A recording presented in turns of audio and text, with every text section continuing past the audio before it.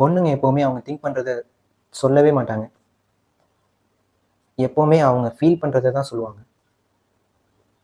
பசங்க ஃபீலிங்ஸை சொல்லவே மாட்டாங்க. அவங்க திங்க் பண்ணுறத தான் சொல்லுவானுங்க. நல்லா புரிஞ்சுக்கோங்க. நீங்க ஆர்கியூ பண்ற விஷயம் ப்ராப்ளமே இல்ல. நீங்க 2 பேரும் ஒரு 2 லாங்குவேஜ் பேசுறீங்க. இந்த ஸ்டேஜ்ல நீங்க இருந்திருக்கீங்களா?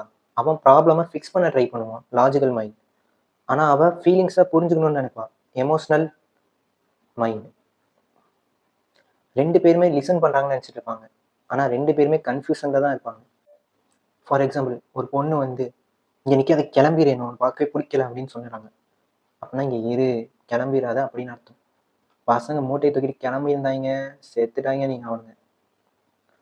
அதே பசங்க வந்து பொண்ணுங்க வந்து, "நீ ஒரு முட்டாளு, லூசு" அப்படின்னு சொல்றாய்ங்க. அவன் வந்து அப்படியே திங்க் பண்ணியிருப்பான். லாஜிக்கலா திங்க் பண்ணிட்டு, இந்த இடத்துல நீ வந்து முட்டாள் மாரி ஆக்ட் பண்ணியிருக்க அப்படின்னு அவன் திங்க் தான் பண்றான். அவன் ஃபீல் பண்ணல. ஜஸ்ட் அத ஆனா பொண்ணுங்க என்ன நெனச்சுப்பாங்க, அத ஃபீல் பண்ணுவாங்க. நம்ம வந்து முட்டாள் அப்படின்னு நெனச்சுட்டே இருப்பாங்க. அது வந்து 20 வருஷத்துக்கு ஆனாலும் மறக்க மாட்டாங்க. பசங்க அப்படி கிடையாது. நீ வந்து லூசு, முட்டாள்ன்னு சொன்னா மறந்துருவாய்ங்க. அவ்வளோதான். சரி ஓகே. நம்ம முட்டாளா அப்படின்ட்டு போயிருவாய்ங்க. ஸோ, வுமன் வந்து எமோஷனலா திங்க் பண்ணுவாங்க. பசங்க வந்து லாஜிக்கலா திங்க் பண்ணுவாங்க. இது 2த்தையும் தாண்டி நம்ம அவங்க புரிஞ்சுக்கணும் அப்படின்னா,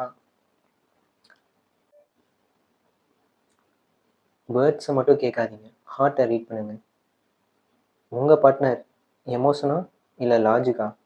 கமெண்ட்ல சொல்லுங்க.